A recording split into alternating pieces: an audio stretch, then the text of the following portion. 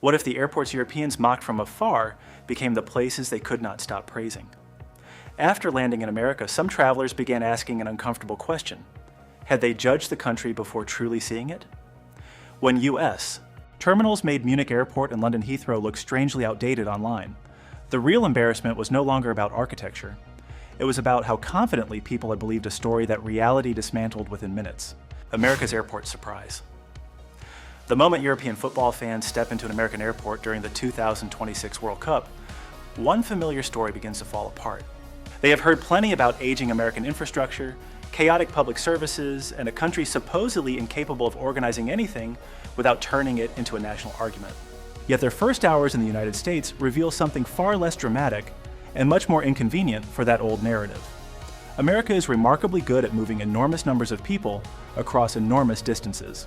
So there's a lot to do here, so I went to this little pad to see where I wanted to go. We literally have a chiropractor if you need a massage, some bones cracked. We have an entire store dedicated to Prince with his handwriting, his guitar. They also have people who specifically come to play music and sing. Even our bathrooms are so tea. They're so beautiful with all this art. And filling up your water bottle is literally a luxury experience. Ladies and gentlemen, welcome to Los Angeles, California, the heart of the Golden State where dreams come alive. Kindness will always win. I love the American airline employees that work here in Sioux Falls, South Dakota. They take such great care of me, so much so that I got them all Christmas gifts because honestly, they're on top of it and they're great at their jobs. American airports make sense once you understand the size of the country they serve. A journey between two states can cover more ground than traveling through several European nations. So aviation here is woven into everyday life, rather than treated as an occasional luxury. The terminals feel built around that reality. Corridors are broad enough for families, luggage carts, wheelchairs, and football supporters wearing foam hats large enough to require their own boarding group. Signs are usually direct, services are easy to locate, and the entire building seems prepared for travelers who have already walked 3 miles before breakfast.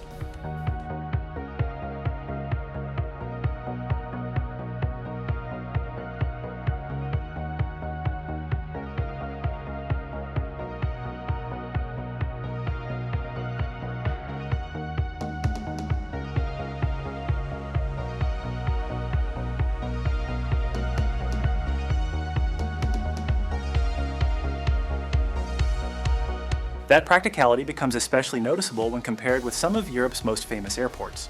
London Heathrow is one of the world's major international gateways, yet changing terminals can involve long walks, shuttle connections, security checks, and the quiet realization that your gate may be located somewhere near Scotland. Munich Airport is admired for its cleanliness and efficiency, but its polished order can still feel formal and tightly controlled. Many American hubs offer something different: scale without apology, comfort without ceremony, and enough food choices to make a delayed flight feel suspiciously close to a shopping trip. This is where the cultural contrast becomes interesting. European infrastructure often values compactness because historic cities grew long before modern aviation existed. American infrastructure tends to expect expansion, heavy traffic, large vehicles, and travelers carrying enough luggage to begin a new civilization. Neither approach is automatically superior, but during a global event, the American version suddenly looks extremely well prepared. Space stops being extravagance and becomes crowd control. Multiple restaurants stop looking excessive and start looking like peacekeeping operations for hungry supporters. The experience also challenges the image of America presented through selective headlines. A television report can show a delay, a crowded checkpoint, or an angry passenger, but it rarely captures the ordinary competence of thousands of employees helping millions of people reach their destinations every day. Visitors notice the volunteers, clear directions, accessible facilities, rental car systems, hotel shuttles, and domestic flight networks connecting cities separated by entire time zones. By the time many European fans leave the terminal, America no longer feels like the dysfunctional place they were warned about. It feels energetic, practical, generous with space, and surprisingly easy to navigate. Heathrow and Munich remain respected airports, but the comparison now carries a playful sting. The country supposedly lagging behind has just welcomed the world with the confidence of someone who has hosted the family reunion before and already knows where to put every folding chair. The map feels smaller. America's most impressive airport trick is not hidden in the terminal ceiling, the food court, or the polished floor.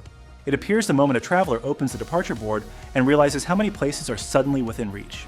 During the 2026 World Cup, that network becomes part of the experience itself, because the United States is not hosting visitors inside one compact region. It is asking them to move across a country wide enough to make a European road trip look like a Sunday drive to Costco.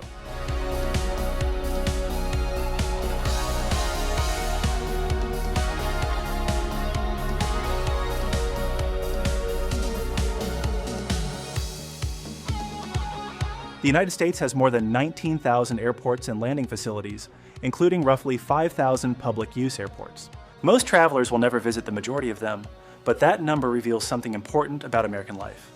Aviation here was built to connect distance rather than apologize for it.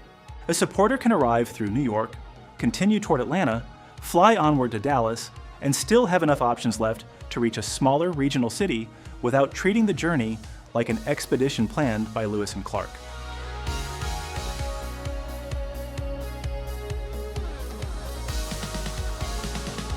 That freedom feels unusual to visitors from countries where international borders are close. Railway systems are dense, and many journeys naturally pass through a handful of dominant hubs. Britain has excellent rail connections, yet London Heathrow remains so central that disruption there can affect travel plans far beyond the capital. Germany offers an admired train network and several major airports, although long-distance movement often depends on carefully coordinated transfers between rail stations and terminals. In America, the domestic flight board resembles a diner menu. Long, slightly overwhelming, and somehow prepared to offer another option even after you thought you had finished reading. The cultural difference lies in how Americans view distance. In much of Europe, a trip lasting several hours can feel like a major undertaking, partly because crossing a national border may happen before lunch. Americans can travel for the same amount of time and remain inside one state, listening to the same radio station while the landscape changes from city blocks to farmland.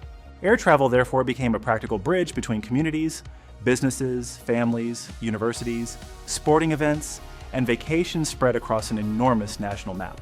That system becomes addictive because it creates a specific kind of confidence. Travelers begin to feel that changing plans is possible. A missed connection remains frustrating, but another route, another hub, or another regional airport may still rescue the day. The network behaves like a giant American family, occasionally noisy, sometimes complicated, but somehow there's always another cousin with a truck willing to pick you up.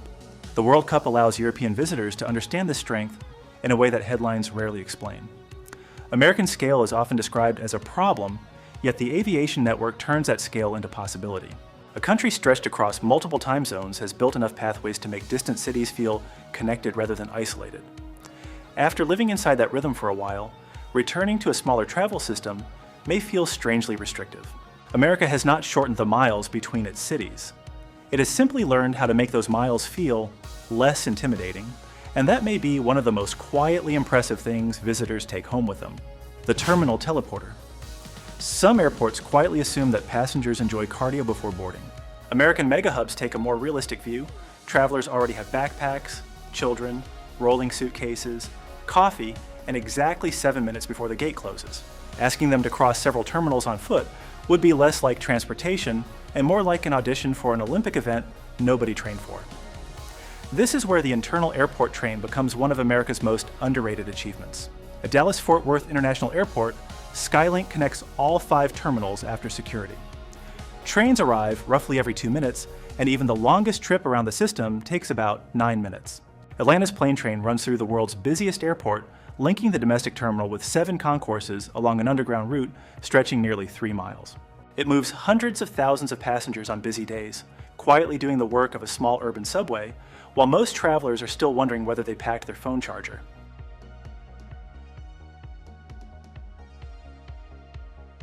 The clever part is not the train itself. Europe has excellent airport rail systems, and cities such as Zurich, Amsterdam, and Copenhagen connect terminals efficiently with regional public transportation.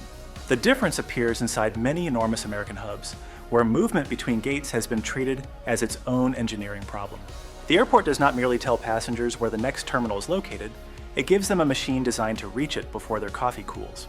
That approach feels especially refreshing after navigating London Heathrow, where transferring between some terminals can require buses, trains, additional walking, and enough attention to signs that the journey begins to resemble a low-budget escape room.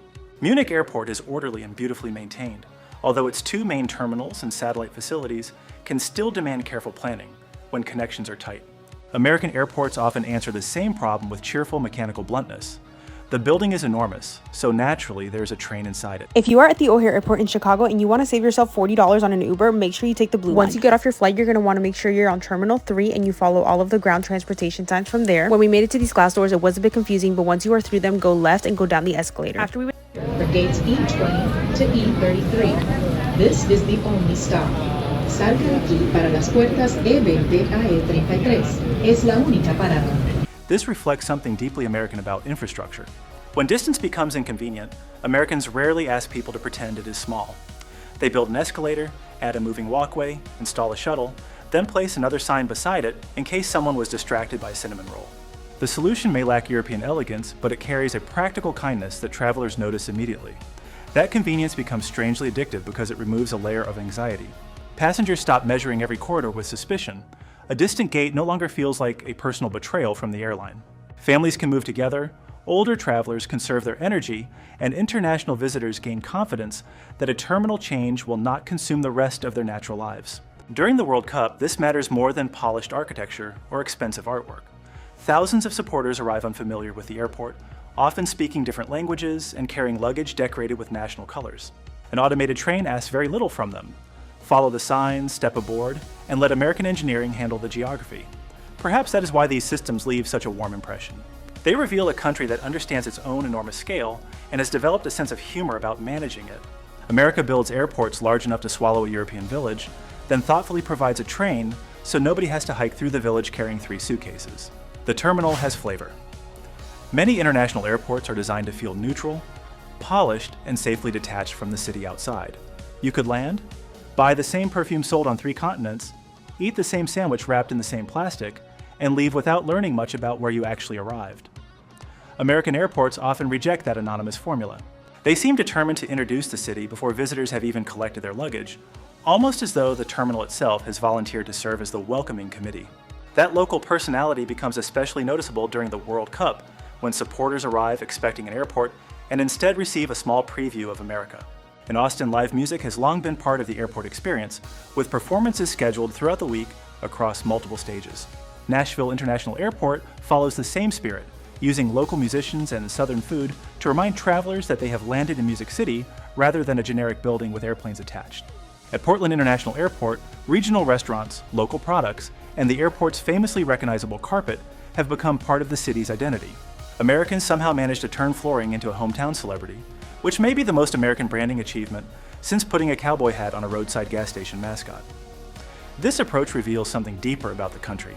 American cities rarely want to be mistaken for one another.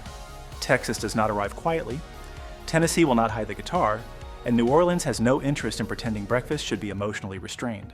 Airports borrow that confidence because domestic travel in the United States is closely tied to regional pride. A terminal becomes a front porch where the city offers visitors a first taste of its food, music, humor, and habits. Munich Airport expresses Bavarian identity through features such as Airbräu, its on-site brewery, while London Heathrow presents an impressive collection of international luxury brands and British names. Both are major gateways with strong identities of their own. Yet many American airports spread local culture throughout the everyday passenger experience, rather than reserving it for one landmark venue or premium retail area. The barbecue counter, neighborhood coffee shop, sports memorabilia, public artwork, and live performance all work together, creating the feeling that the city has slipped past security and set up a small branch inside the terminal. That can become surprisingly addictive because travel usually strips places of personality. Security trays, boarding passes, gray seats, and fluorescent lighting make one airport blend into another. America interrupts that sameness with recognizable regional character. A traveler can change planes in Texas and smell smoked meat, arrive in Tennessee and hear a guitar, or pass through Seattle and find coffee treated with the seriousness usually reserved for diplomatic negotiations. The practical effect matters as much as the entertainment. Local businesses keep airport spending connected to the surrounding community, while travelers gain a more memorable sense of place. Even a short layover can feel like a brief introduction, rather than several hours spent inside an air-conditioned waiting room with unusually expensive bottled water. This is one reason American airports can leave such a lasting impression on European visitors. They are built as transportation facilities, yet many behave like proud hosts who cannot resist showing guests around the house. The message is warm, confident, and unmistakably American. Since you have come this far, you might as well taste the city before the baggage carousel delivers your suitcase. The exit is freedom. The real American airport, surprise often begins after the terminal doors open. In many parts of Europe, leaving the airport means finding the correct railway platform, checking whether a strike has changed the schedule, and hoping the hotel is somewhere near a station. In the United States, the next stage often feels more personal. Collect the keys, load the luggage, choose a destination, and let the road unfold beyond the windshield. That connection between airports and rental cars says something important about American culture. The airport is treated as a gateway into the wider country, rather than a sealed transportation box at the edge of a city. Rental car centers, hotel shuttles, pickup zones, highways, parking garages, and clear road connections are built into the arrival experience because visitors are expected to keep moving on their own terms. The journey does not end at baggage claim, it simply changes vehicles. The scale behind this system is difficult to appreciate until someone sees it firsthand. Dallas-Fort Worth International Airport covers more than 17,000 acres, making its grounds larger than Manhattan. An airport of that size does not politely sit beside the city like a neighborhood train station. It behaves more like its own county, complete with roads, hotels, terminals, service areas, and enough ramps to make a first-time driver wonder whether the highway engineer was paid by the curve. Yet that enormous layout produces a freedom many visitors quickly begin to enjoy. A family landing in Texas can rent a vehicle, stop for barbecue, continue to a World Cup city, and change the plan halfway through because somebody spotted a roadside attraction shaped like a 12-foot cowboy boot. There's no need to rebuild the day around a fixed timetable. America gives travelers room to improvise, which is one reason an ordinary airport exit can feel like the beginning of an adventure. The contrast with Europe is less about quality than geography and habit. Heathrow is well connected to London through the Elizabeth Line, Heathrow Express, the Underground, buses, and coaches. Munich Airport links efficiently with the city through S-Bahn services. Those systems are valuable because London and Munich are dense, metropolitan areas where trains naturally carry large numbers of people towards central districts. American travel often works differently. Stadiums, hotels, shopping areas, suburbs, restaurants, and attractions may be spread across dozens of miles. So a car becomes a flexible tool rather than simply a symbol of dependence. The United States maintains more than 4 million miles of public roads, according to Federal Highway Administration statistics. That network helps explain why airports are designed to hand travelers smoothly from the runway to the highway. The system reflects a national instinct that Americans understand immediately. Once you arrive, you should be able to decide where to go next without asking a timetable for permission. During the World Cup, that independence becomes especially appealing. Supporters can follow matches across different cities, explore places beyond the downtown tourist zone, and discover the America that rarely appears in airport advertisements. They encounter diners beside highways, giant travel centers, small towns decorated with flags, and landscapes that continue for hours without repeating themselves. After becoming accustomed to that freedom, returning every evening according to the final train can feel surprisingly restrictive. American airports offer more than an arrival point. They hand visitors a set of keys and quietly say, "The country's right outside, so go see what you find." Open all night. One of the biggest culture shocks for many European visitors has nothing to do with airplanes. It happens after they land, glance at the clock, and realize they are hungry. Instinct tells them to hurry because, back home, arriving late often means accepting whatever vending machine is still awake. Then they look around an American airport and discover that the building seems completely unconcerned by the concept of bedtime. That feeling is not an accident. It reflects the rhythm of a country where flights depart before sunrise, arrive after midnight, and connect cities spread across 4 continental time zones. American airports were never designed around a simple 9-to-5 schedule because the country itself rarely operates that way. A traveler flying from Seattle to New York already crosses 3 time zones. Add delayed flights, international arrivals, or a World Cup crowd, and suddenly a burger at 1 o'clock in the morning stops feeling like a luxury. It becomes part of the transportation system. Many major American airports keep a significant number of restaurants, convenience stores, coffee shops, pharmacies, or grab-and-go markets operating late into the night, while others run 24 hours depending on the terminal. Hartsfield-Jackson Atlanta, Dallas-Fort Worth, Denver International, and Las Vegas Harry Reid all serve passengers whose journeys rarely fit into normal business hours. Even when individual restaurants close, finding food, drinks, or essential travel supplies is often far easier than many international visitors expect. The comparison becomes interesting because Europe follows a different social rhythm. In cities like Munich, Zurich, or Vienna, late-night shopping is far more limited. partly because local culture places greater value on predictable working hours and stronger labor protections for retail employees. Germany, for example, still maintains stricter opening hour traditions in many regions than Americans are used to. Britain offers more flexibility, especially in London, but even there, plenty of businesses outside major transport hubs close much earlier than visitors arriving in the United States quickly become accustomed to. This creates an oddly comforting feeling that is difficult to describe until someone experiences it. The airport never seems to tell exhausted travelers, "You should have planned better." Instead, it quietly says, "You must be tired. Here's some coffee, there's a hot meal over there. Take your time." It feels less like a transportation building and more like a small town that forgot to go to sleep. Perhaps that is why so many visitors remember this detail long after they forget the gate number. American airports understand that travel rarely follows a perfect schedule, so they are built around real human behavior instead of ideal timetables. Flights are delayed, children become hungry, phones run out of battery, someone suddenly remembers they forgot toothpaste. That practical generosity leaves a lasting impression because it solves problems before they become stressful. It is easy to dismiss 24-hour convenience as a small luxury until you desperately need it yourself. For many European fans visiting during the World Cup, that moment quietly changes the way they think about America. They expected a country full of dramatic headlines. Instead, they found a place where somebody had already thought about the hungry traveler arriving after midnight, and somehow that simple act of preparation felt every bit as memorable as the stadium waiting outside. Perhaps the greatest surprise was never the size of the terminals, the trains, or the highways waiting outside. It was discovering that America had been misunderstood from a distance. These airports revealed a country that plans boldly, welcomes warmly, and turns inconvenience into possibility. So which American airport would you choose to welcome the world, and what makes it special? Share your answer below and subscribe to the channel as we continue uncovering the America visitors never expected to love.